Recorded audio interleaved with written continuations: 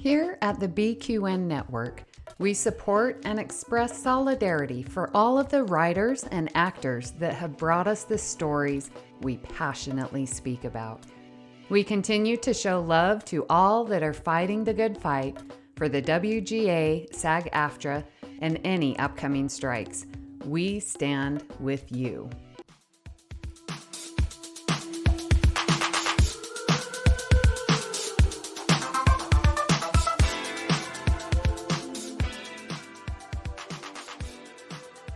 Welcome, listeners, to another episode of All Good Things, a Star Trek Universe podcast here on BQN and the Fandom Podcast Network. I am your host, Amy, and with me today are Mark and Kelvin. Kelvin, hello!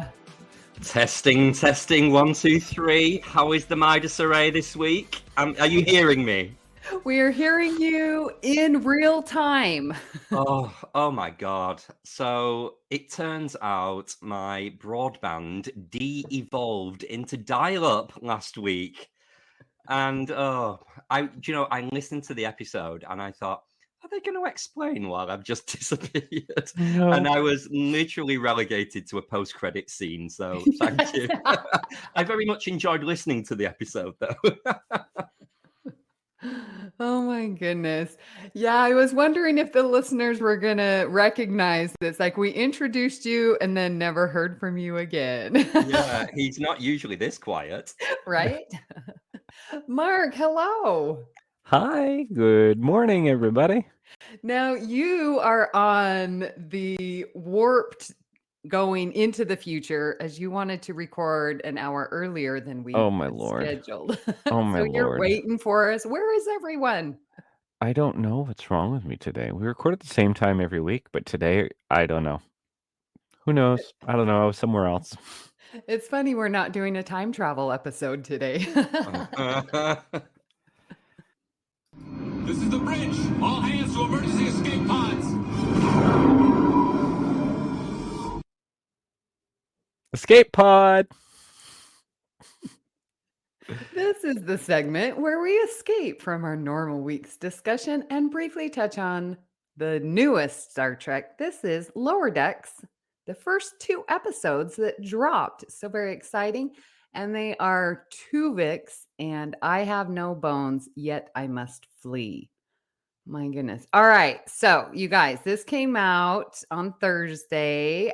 2 episodes, sort of a surprise. A lot of people didn't know we were getting 2.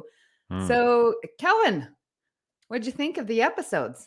Oh, loved both of them. I'm not sure how I feel about the double feature, though. It feels a little bit bingey. You know, we only get 10 episodes per season these days. And as much as it was a treat with Strange New Worlds, it does kind of seem, it's going to be over before it started. So I would have preferred it to be a standalone, given the fact that episode 1 was so celebratory as a homage to Voyager. I almost feel that having, Moopsy, it kind of stole the show a little bit for the week. So, but I loved both episodes. I know any fan of Voyager would have just been in their element. And the way they used a lot of, dare I say, rubbish episode elements of Voyager and used them as the big celebration, I just thought it was brilliant. I'm going to echo what Calvin just said. Having them both drop the same day, in theory, sounds lovely. But, and I posted this on Blue Sky as well. It's like, episode 1 was so good. So wonderful. So joyful. It was great to be back on Voyager. You get all the cool Easter eggs and references there. And I was so... I don't know, giddy from that episode. Like, really, it made me so giddy. I loved it. And then after that, we get the Moopsy episode, which is good. It's a great Lower Decks episode, but I feel like it didn't get as much traction or celebration because there was the Voyager episode before. So I think had we separated the 2 by like a week, then all of a sudden we'd be like, oh, and another really good one, and we'd be all great about it. But I just couldn't get my head past how good the first episode was. So the second episode, like, oh yeah, that was good too. But I'm really still thinking about how good that first episode is. Wow. Okay. So I am opposite. The first one was good. And I was like, I felt jarred into Lower Decks. Like, I guess from Picard season 3, so amazing. Strange New Worlds, so amazing. And then to just be thrown into Lower Decks, like I probably would have appreciated just the Voyager episode, gotten my bearings with, okay, this is a totally different type of show. But I enjoyed the Moopsy episode way more. I was laughing more. I think the timing and the pacing of the episode was better. There was just something about the Voyager that I felt I I don't know. I think I just felt jarred, from going from live action to animation. But nothing to do with the Voyager elements, more kind of getting back to the Lower Decks style, do you mean? Yeah, and the humor and Yeah. what they're laughing at. I mean, it was really taken to the absurd level of this Tuvix, which I thought was pretty smart. Like, okay, I need to create an army of, blended people so that they don't destroy us, because Janeway killed Tuvix. That was hilarious. And I guess because there were some things that I didn't catch the reference, like I had no idea what the cheese thing was. No. I Oh, we know. got to cover the cheese episode, the Neelix cheese episode. We'll have to cover that next. Yeah. It's just because I don't know Voyager. And like you said, Kelvin, they took deep cuts. And if you don't know, you don't know. So, I mean, I enjoyed it, but I wasn't in love with it because there were some that I just didn't pick up on. I love how everyone has also started to call episode 2 the Moopsy episode. Yeah. No one will ever use that episode's genuine title. No, way too many words. All Way we too need many is words. Moopsy. Okay, so can we talk about, as McMahon teased, that this season we're going to have this, a big long story arc. And so we got to see at first the Klingon lower deckers and how they were speaking so stereotypical Klingon. Absolutely loved it. And it's totally making fun of the monoculture that is aliens in Star Trek, so Klingons, I'm gonna honor and take over and strength. And then in the Moopsy episode we get the Vulcan. Oh no, Romulans. Okay, that one I was laughing nonstop. Let's get done with this because I need to get back to strategy. And oh my gosh, how fun was it to write those little clips of just using all these words that were just completely so stereotypical Klingon and Romulan? What did you think about those little clips? I loved it, but did you also notice the evil Romulans all had their British accents? Oh dear. I did not notice. There was a lot of Easter eggs on that Romulan ship as well. So the room that they were mopping was the containment frame that they had Geordie LaForge in the mind's eye when they were doing the conditioning of him. Mm-hmm. And the mop bucket was shaped the same as the cloaking device from the original series. So it like 5% of the audience must have got that. It's just so deep, everything they do on Lower Decks for diehard fans. I love it. Okay. The voice of the Romulan commander in this episode sounded strikingly like the voice of the Romulan commander in Face of the Enemy. Just going to say that. Her voice sounded so similar. I was like, is that the same actress? Carolyn Seymour was Commander Tereth and Right. Commander Taris in Contagion, same actor. So I don't know. I would have loved it if it was, because she's probably my favorite Romulan ever. Yes, Yeah. I agree. But did you guys pick up on it too? Did it sound like, or is it just me? I didn't link it to the actress. It was just the evil British are here, and the best of the evil British accents in a Romulan costume was Carolyn Seymour. So it was more the nod that way rather than it. Oh, I didn't check the credits to see if it was her. I feel I should do that now because I would love it. Yeah. So did that ship that was able to take down shields, disable, and then like destroy, did that ship shape remind you of anything? Any guesses? In the first episode, because if you think it comes along kind of nose first and then almost sits up. So before it sits up, it looked very much like Professor Rasmussen's time shuttle. Yes. From A Matter of Time. Matter of Time, yeah.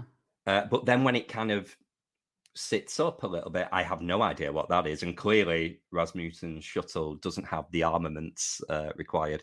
Right. I did like the new Romulan warbird that was kind of put on its side, because apparently that's how they were going to originally have the warbirds in Next Gen. And someone decided to make them kind of landscape instead of portrait. Oh, wow. Cool trivia. Yeah. Hey, we also got Star Trek Day this week as well, and the very short Trek, I think they were officially called.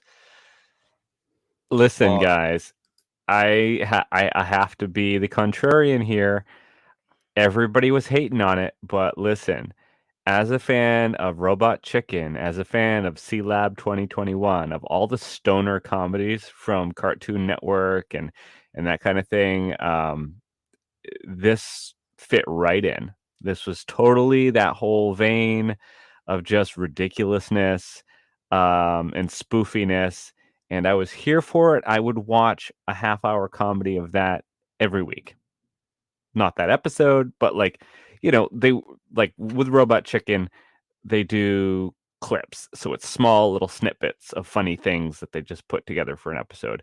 And if they did this with Star Trek every week, with just releasing 30 minutes of just random clips that were goofy, spoofy Star Trek stuff, I'd be in. I'd totally be in. I loved it. Now, tell our listeners where they can watch them, and tell me too, because is it StarTrek.com or is it on YouTube? Amy, I sent it to you. Yeah, I watched them on YouTube. I watched them on YouTube, though I believe they did live broadcast on Paramount Plus. But yeah, I also heard, and this may be rumor, so it might need fact checking, that the UK version of the Star Trek Day special with Jerry O'Connell didn't remove all references to Prodigy like the US one did. Oh. But that will need checking, because the one I watched was on YouTube, which was the US version.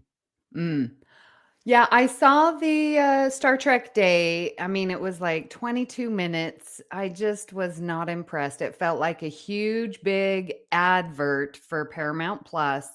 I mean, really, and just clips thrown together. What? No, we don't want that. We've seen all the clips. I thought Tawny Newsom and Eugene Cordero did great, talking about those, clips, funny moments in Star Trek. I just didn't get anything much out of it. And it's probably because we lived and experienced Star Trek Day during the pandemic. And it was all day, right? We do an hour with this actor, an hour with this creator, an hour, it was all day. And I'm like, why can't we have that again? The strikes. We can't because of the strikes. And all of the stuff that we saw filmed had to have been done. We're talking March, April of this year, right before the strikes started. Like, they knew the strikes were going to happen. They didn't know how long they would last. They're like, oh, we got Star Trek Day this summer. They slapped something together and saved it. There's no way any of the participants came out to do this, because it would go completely against the rules of the... Yeah. And I mean, notice that those who are the animation, which are under a different union. Correct. Yeah. Interesting. I never clocked that. I was wondering if it was like Mark's just said, it was filmed all before the strikes, or whether people were, going to come in for Jerry O'Connell thinking he was a scab or something. Yeah, I no, hope not. STLV, they explained it very clearly. We had the Prodigy writers and, the panels and Lower Decks, and they're like, we can talk because we're under a different contract than the live action. So. Okay, well, let's get to today's topic, Metamorphosis Series. We are part 4, and we are going to cover a wonderful episode, TNG Genesis, a season 7 episode. Now, previously, we have covered TNG Masks and Identity Crisis and Voyager's Threshold.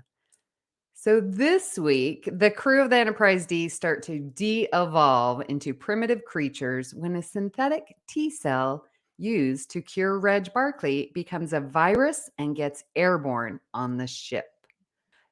When we de-evolve, we're getting back to our, I don't know, our basic Evolutionary instinct. state. Yes. Yeah.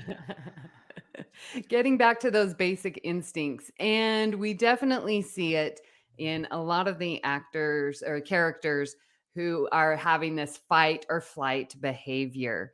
Definitely, we see really slowly Picard transferring or changing, de-evolving into this lemur. Now, what is a lemur? Is that like a It's marmoset? well, it's like a small tree-dwelling sort of, think somewhere between a monkey and a cat. Yeah, like the a cute meerkat, one.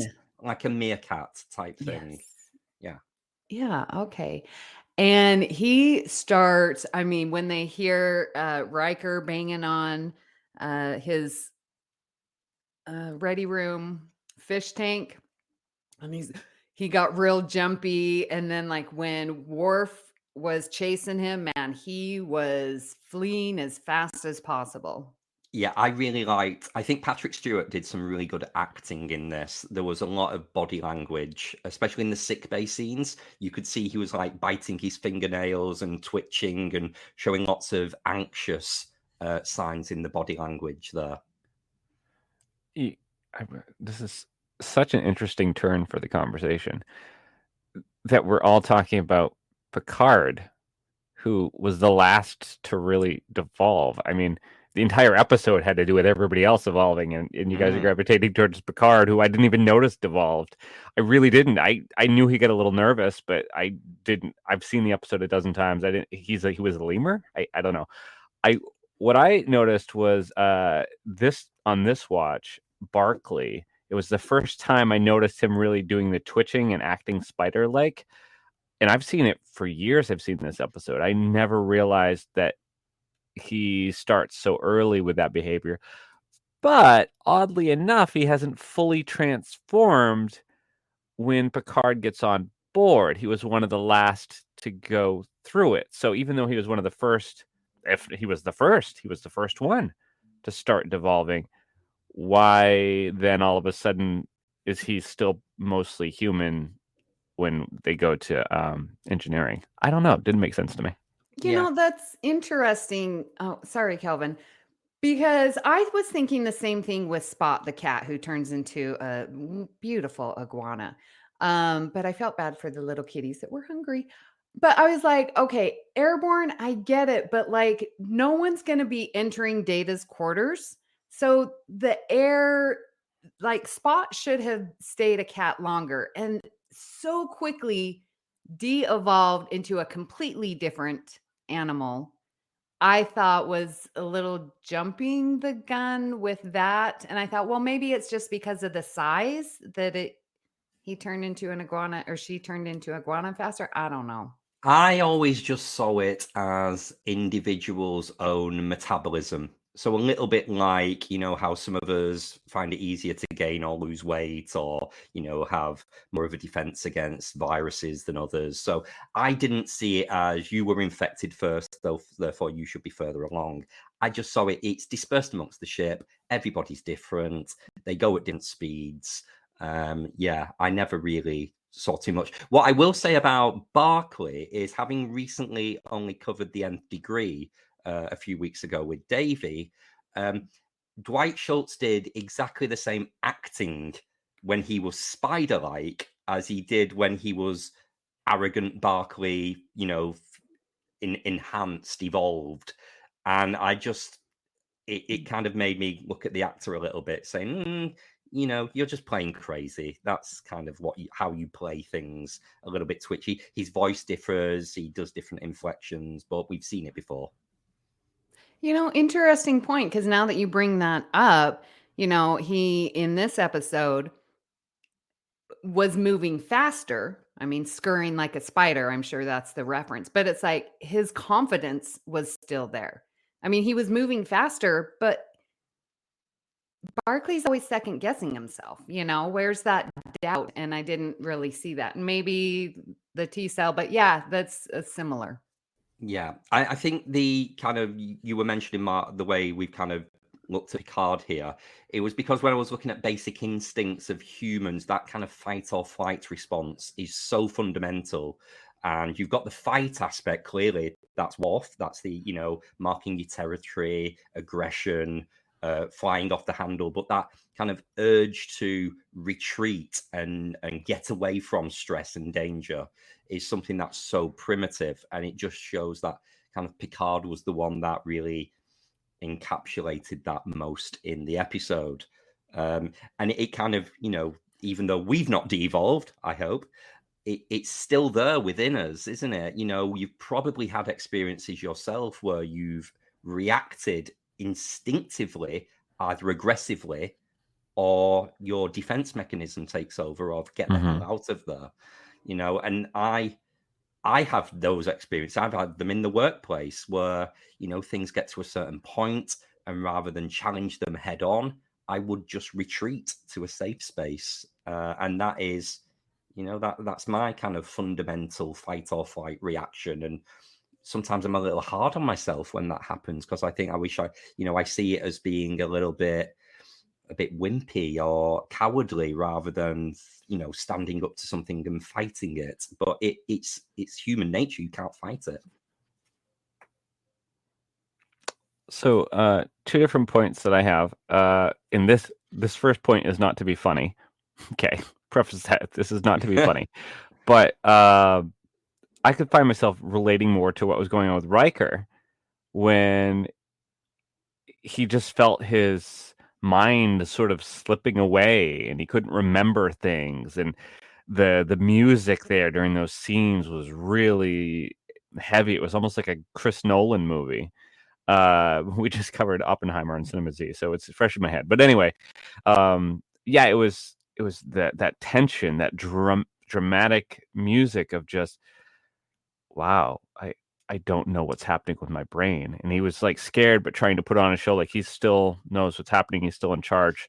Didn't want everybody to know, but really, like, his mind was slipping away, which is similar to what people go through with like Alzheimer's. You know what I mean? It's terrifying. So to me, that was something that stood out. And then a little bit of levity there. The scene between Worf and Deanna on the bridge, where they're talking about the temperature, is the fight that most married couples have as far as setting the AC. And I just loved it. Like, I laughed every time. I've seen the episode numerous times. I always laugh then. I'm like, oh my goodness, like a married couple. I love it. Well, I think, you've brought up some like these basic instincts of fight or flight, or, Worf's like mating urge, or, that, and like that shrinking brain. I mean, let's get into that. So, Kelvin, going back to what you were saying, like fight or flight response, for me, I definitely am a flight. I just run away from conflict. And I don't know that I've really given myself a hard time about it, but I question, like, why am I running away? What am I unwilling to face? And so it's like I retreat to gather my thoughts. I can't go straight in. I'm trying to think, man, there was one time in high school where I let loose on this girl. We got into a yelling fight. That was my first experience with like a fight where I was just screaming. But I don't recall getting into, any other fights like that. I more flee the situation because I don't know how I'm going to react, and I need time to contemplate. Yeah. It's such a strong reaction to danger. With danger, you can either face it or escape it. It's all about preservation. Yeah. But Mark, you brought up the kind of the Riker effect. I also resonated most with that because I think it's so topical when you, especially, dare I say, as we're getting a little bit older, whether it's something like long COVID or, people who you've heard the people talk about baby brain when they've gone back to work after maternity leave and they've not really done anything challenging other than, look at, well, that's really rude. I don't mean to say looking after a baby is not challenging, but I mean kind of the complex mental exercises you do at work. So it's about exercising the muscle of the brain because it can deteriorate, and whether that's due to illness, whether it's due to drug abuse, whether it's due to all sorts of things, or a synthetic T cell. That you mentioned the music, but I love the way it was the heartbeat that they punched in whenever Riker was speaking, and it was that primitive. He's distracted, something's happened, he couldn't finish a sentence, he got all his words mixed up. And it's probably happened to all of us recently, that in recent years it was triggering to see that. I definitely am concerned now that I am retired and not working, right? So I'm not using that brain. And I always would tell my math students, I'm like, math is the best way to exercise your brain. Literally my opinion and research based. So I'm not teaching, I'm not learning these new math things. And getting older, there's this real thing of menopause brain. And so like I don't want to de-evolve you guys. So we got to make sure I keep on podcasting. And you see those little ads or those games on your phone where it's like, this will make your brain be smart. And I'm like, no, it won't. But because you need something more complex than just a simple game, on your phone to, keep your brain active. Yeah. It takes more than a little bit of Sudoku, doesn't it? Yes. So another basic instinct was this mating urge. And we saw a lot of this with Nurse Ogawa and Spa, and that's sort of how they were able to find the antidote to the virus because of the amniotic fluids in the pregnant woman, whatever. Yeah. But we get Worf, who is de-evolving, and he wants Troy. And there is no stopping him. So that is a basic instinct. I really do believe. My trainer and I, we talk about it all the time because I'm always complaining about, my dating scenarios. And he's like, no, people just they need to have that human connection. They need to have sex. It's a basic instinct. And so don't shun it. Don't be ashamed of it. But own up to it and accept the consequences of having it. This episode's been sponsored by Prep.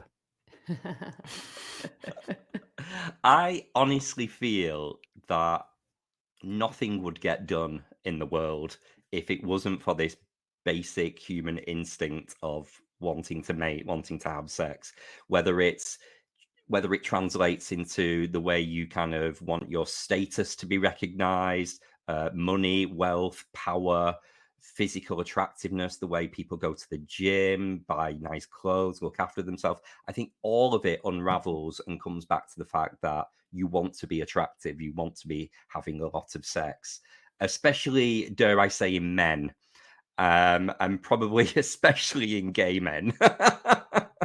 We're not the most enhanced and evolved of beings. We like a lot of sex.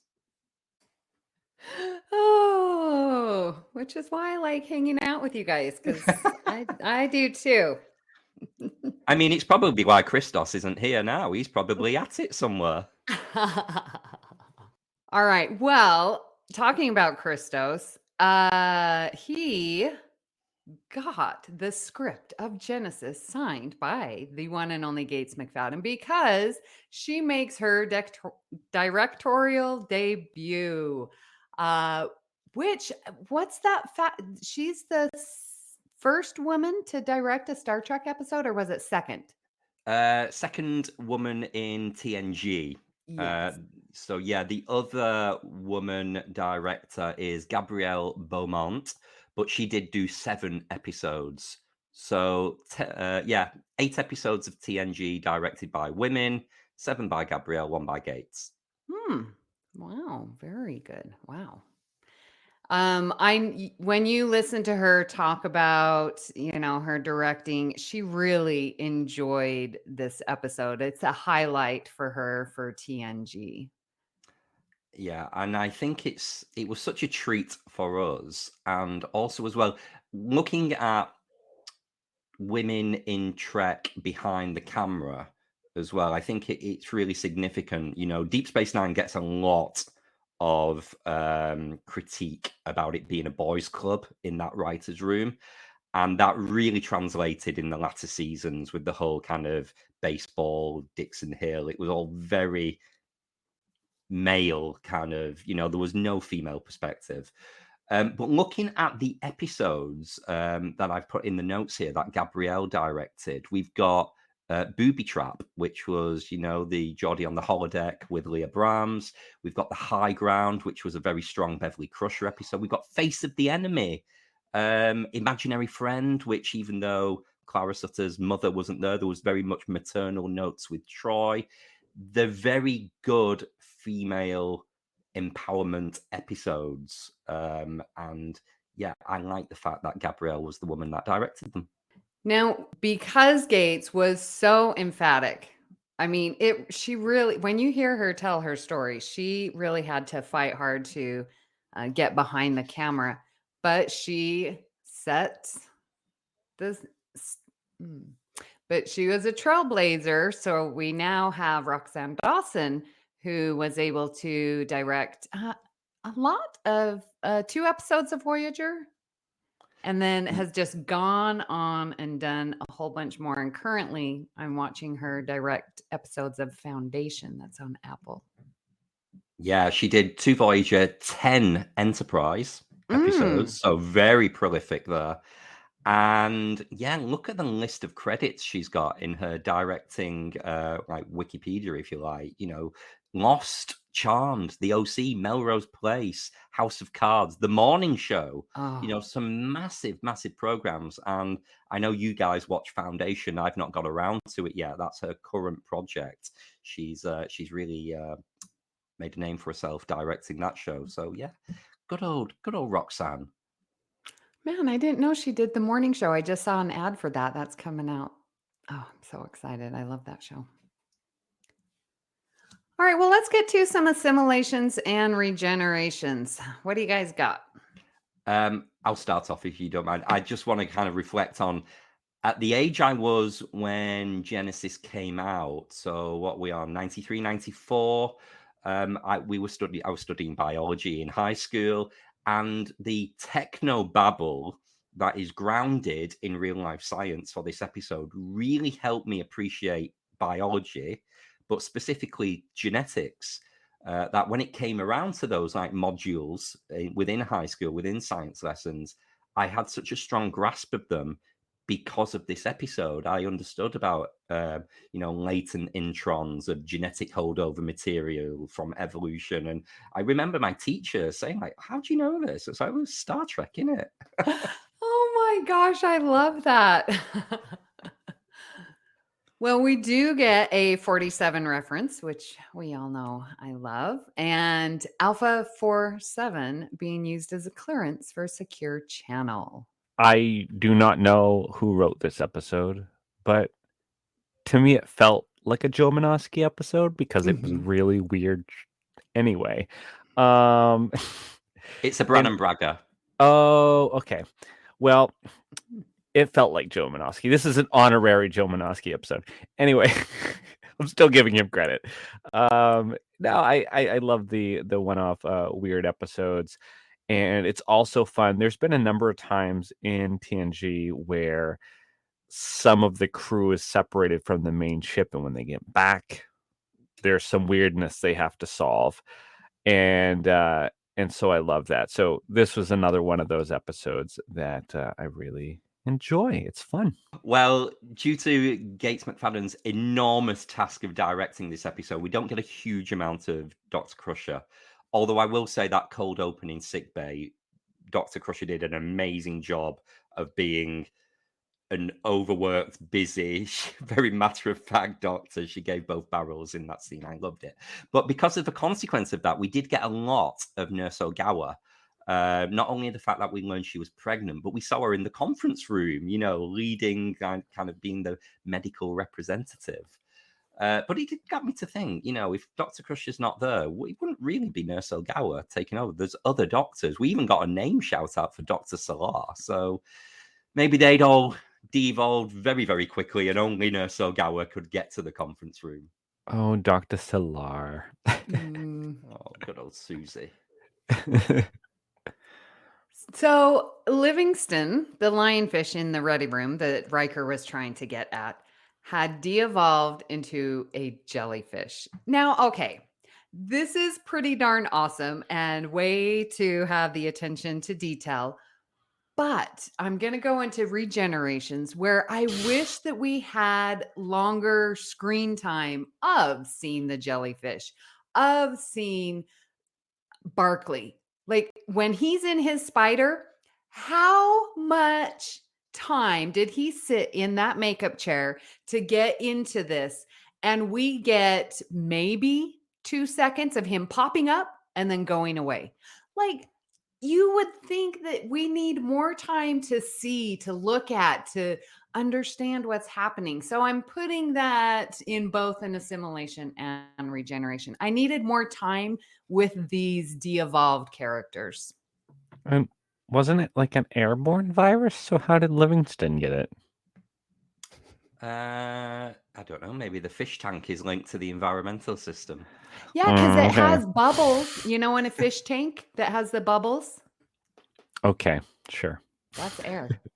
It really was a blink and you miss it moment, the Yes. Livingston into the jellyfish. But yeah, I love that attention to detail. Yeah. So if we're on to regenerations now, again, going back to my teenager Kelvin watching this episode, I am not I'm far from the world's biggest horror fan. This was a horror episode, let's face it. It was really Agreed. scary. That Worf and Beverly scene where he paralyzes her with the venom, oh my God, that used to scare the hell out of me as a child. And the Barclay popping up on the window. Even now, even though I know it's coming, it still gets me. I think it's still one of the top 10 horror episodes of all of Trek. Absolutely. And they're, when Picard and Data first, board the ship and they're like, it's all dark, there's no power, they're using the little flashlights. And so it is very suspenseful. And yeah, this is a definite horror genre episode. And what is up with Worf tearing up his bedding to make a comfortable spot on the floor? It was weird. Oh, I Is like that because that. like his mating of building a nest type of It is. thing? It's very nesting. I class that as a regeneration because it contradicts unification, where it says Klingons sleep on hard surfaces. We don't pad our body. So I But just if think, he's de-evolving. well, he should be more Klingon if he's de-evolving. But I just think Worf having a mattress on his bed in Next Gen is a little bit non-Klingon of him. So it's a regeneration of that because Worf's being a wimp by having a mattress. I know he should be sleeping on a bed of nails. Yes. Pain sticks. Right? Leave it to me to lower it to the most common denominator as well. I do want to give a special rest in peace shout out for the helmsman in this episode. Oh. My God, he was beautiful. I Yes. just thought he was so attractive. And then the poor guy gets his spine ripped in 3 different places. And we see the very unfortunate corpse of him by the time Data and Picard get back. But I just Yep. wanted to give him a special shout out for being so beautiful. And Picard's nonchalant attitude. Hey, what happened to this guy? I mean, if it was any of the bridge crew, he just would have broke down and held their hand, and Yeah, very much an Ensign Lynch moment. Yeah, very much an Ensign Lynch moment. So I don't know exactly where to put this, but I was thinking about Barclay and his treatment on the Enterprise D. Now we know Geordi is not always the nicest to Barclay. In this episode, we get Crusher and Troy treating him kinder, but yet still there's this, like with Beverly, okay, you need to not look into the medical computer program. Or Troy, oh, I better clear my calendar because, I'm going to have to deal a lot with Barclay. I mean, they were nice to him, but yet there's still that undertone of, I've got to deal with Barclay. And I don't know, is that me interpreting like my running out of patience? I don't think we should be treating Barclay like that. If he has Maybe he's been on the ship 5 years by this point, so Yeah. Troy's had 5 years of Barclay's shit to deal with. And Beverly, it's what I said earlier about she is like a no nonsense. You stay out the medical files and you stay out of the Arboretum. This is someone. Why are you creating all of this work for me by coming in, being a hypochondriac and self-diagnosed? That's what I get from it. I love the Beverly. She just speaks her mind as a character so much, and it was top tier Beverly Crusher. Yeah. Final regeneration I want to put in there again. It's another continuity one. I'm sorry, but they completely just decided to make Spot the cat female in this episode so that Spot could be pregnant and then have the little kittens, despite in every previous episode with Spot he was called he. And then I would have been fine with that, but then when Spot came back in season 3 of Picard, it was a he again. So yeah, the famous transitioning cat. Oh Lord. Yeah, I'm sort of okay with it because there have been times, and not with a cat. I did have rats or little mice, pet rat, mouse. I don't know what it was. And the stores told me, okay, these are 2, female or 2 males. Nope. I had 1 male, 1 female, and all of a sudden I had rat babies. Yes, a bunch of babies. So I can sort of forgive it where it's like, oh, I guess this animal is female now that there's offspring. I'd like to think that Data would know the difference between a male and a female cat. Yes. This episode, every time I think of Genesis, I remember that it was nominated for Outstanding Individual Achievement in Makeup, which I'm very disappointed to say it didn't win. They should have. And it was nominated for sound editing, but it won an Emmy Award for sound mixing in a drama. So the sound mixing, sort of, Kelvin, to what you were saying, like that heartbeat, when Riker was there, and just that echoey sounds that were coming. Oh, there's animals on the Enterprise. Like that really freaked me out too. So I think that's the sound mixing that won an Emmy for this episode. I love that it says in the trivia for this episode that Brannon Braga actually finished the screenplay 2 weeks early, which from what you hear about the production speed was quite unheard of. But he did that very purposefully to afford Michael Westmore and his team the time to perfect all of the makeup and prosthetics needed for this episode so that it would, be so breathtakingly awesome. And I just think that was great, especially because the production pressures they would have been under at the time for these 26 episodes to finish so early. Yeah. Listeners, we've reached the trivia portion. If you couldn't couldn't hear it, we've been the trivia portion of the discussion. I thought it was cool. This trivia I love. Gates's previous work with Jim Henson's Muppets was seen as an advantage when it came to directing the monsters in this episode. Yeah, so a couple of pieces of trivia there because, yes, she did direct, was it the Muppets Take Manhattan or something? Or one of the Muppets movies from the 80s. So, yeah, cool. The quake of 94, apparently there was an earthquake, struck during the filming of this episode.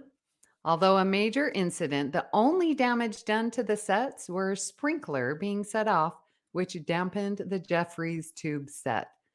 Well, if the sprinklers went on when they were going into Troy's quarters, that would have been absolutely perfect. So hopefully they were filming that day. Yeah.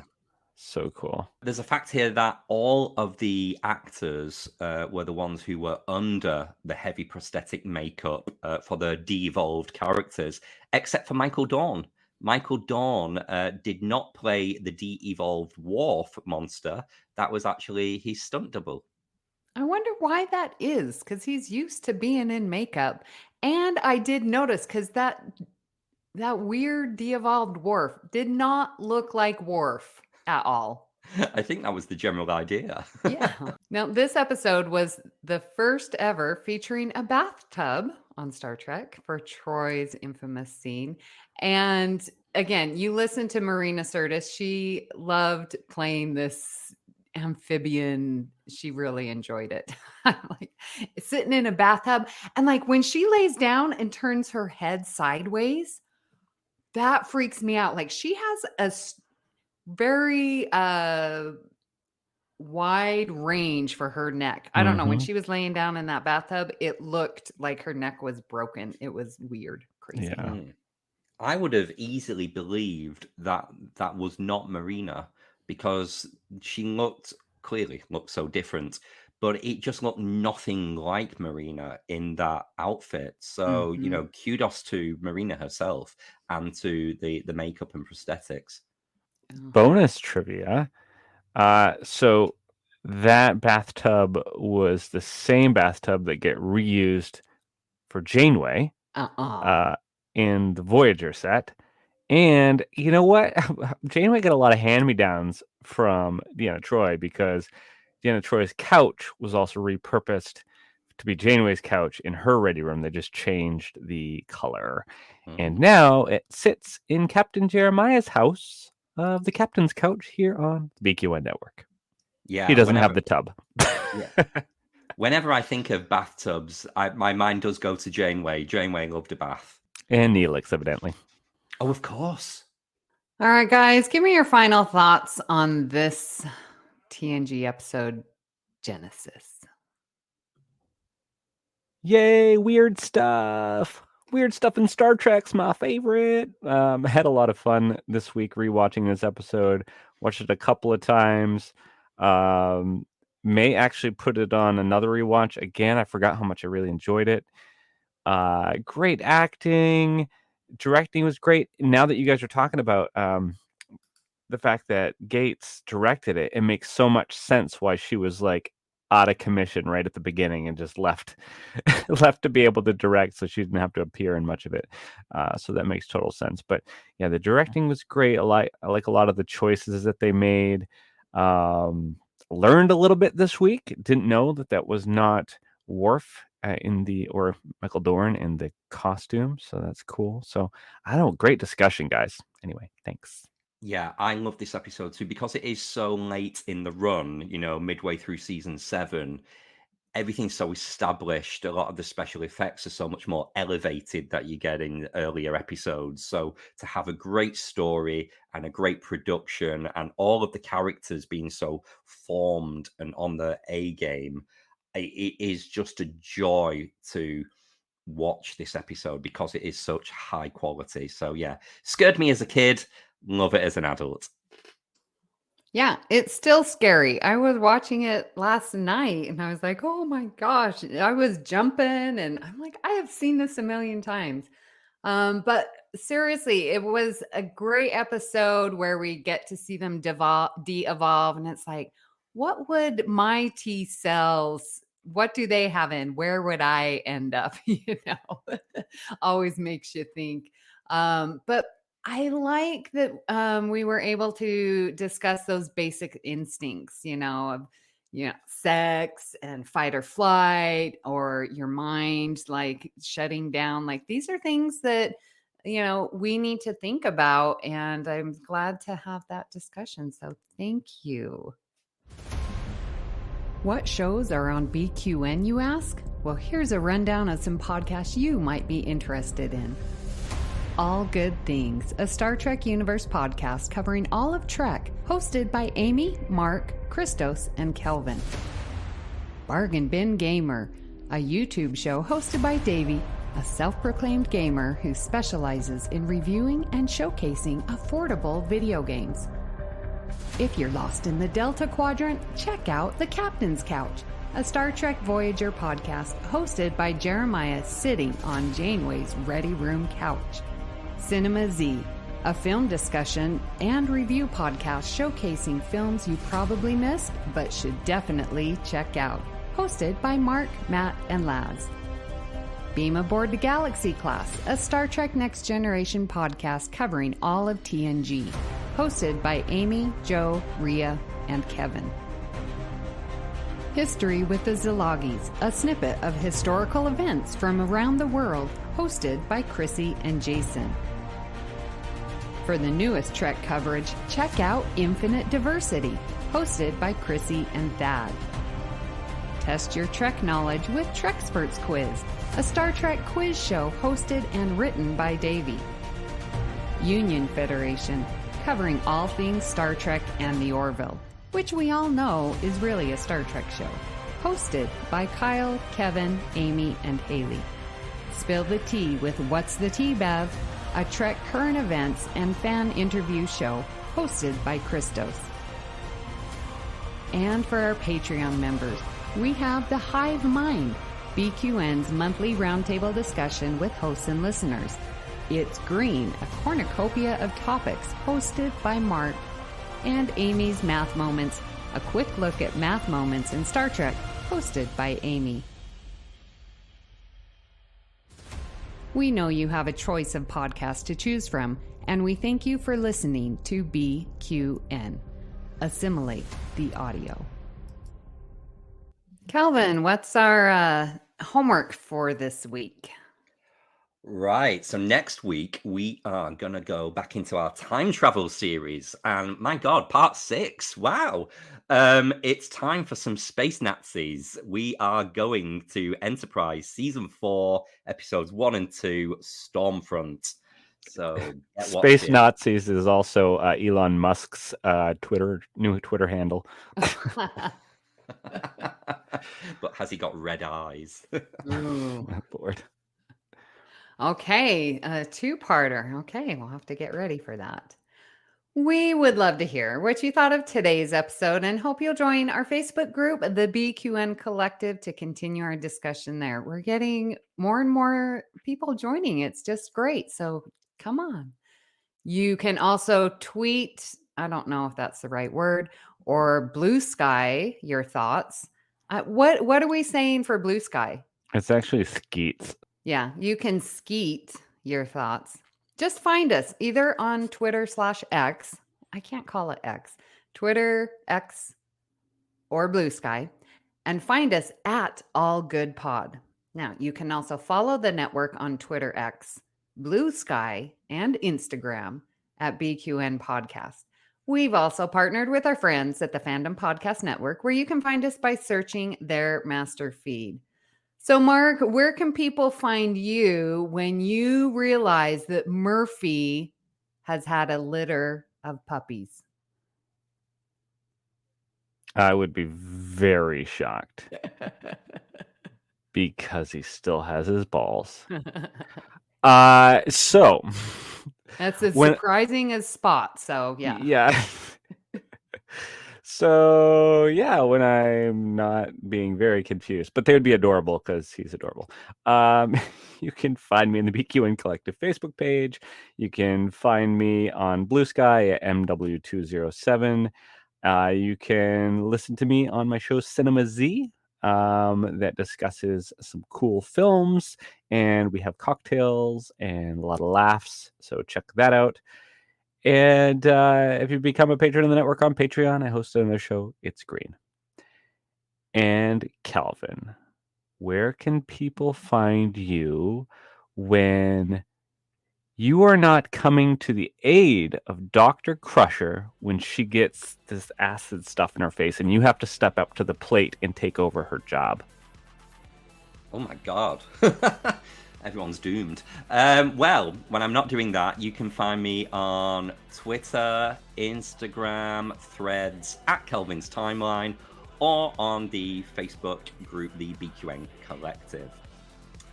And Amy, where can people find you when you're not roaming the ship, asking them to increase the temperature when you're craving a salty snack? You know, I was wondering, do you think that was real caviar? How amazing for Marina Sir to say, yes, bring me a double order of caviar and let me eat this, because, yeah, that would be amazing. They probably asked her what she wanted to eat, and she was like, caviar. I mean, this is season 7, so they've got the budget. They've come a long way from stealing the food from Frasier. That's right. More trivia. Oh my gosh. Well, I will be doing that because I am always cold and I always need a blanket. If you know me, you know I'm always cold. So you can find me here on the network where I'm co-hosting Union Federation. So you can hear my thoughts about all the new Trek.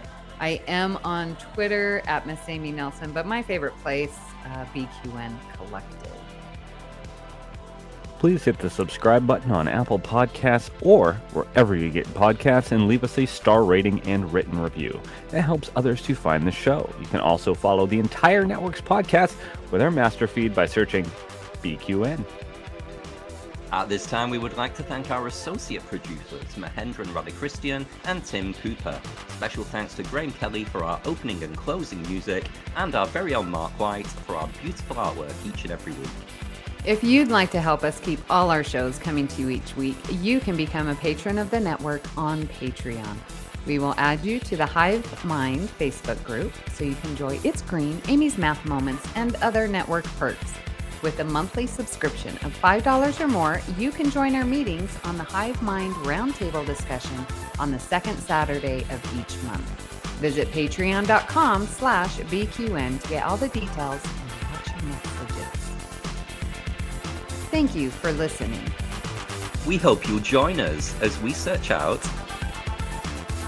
Wait, I don't remember. What was I supposed to say? Oh, all good things.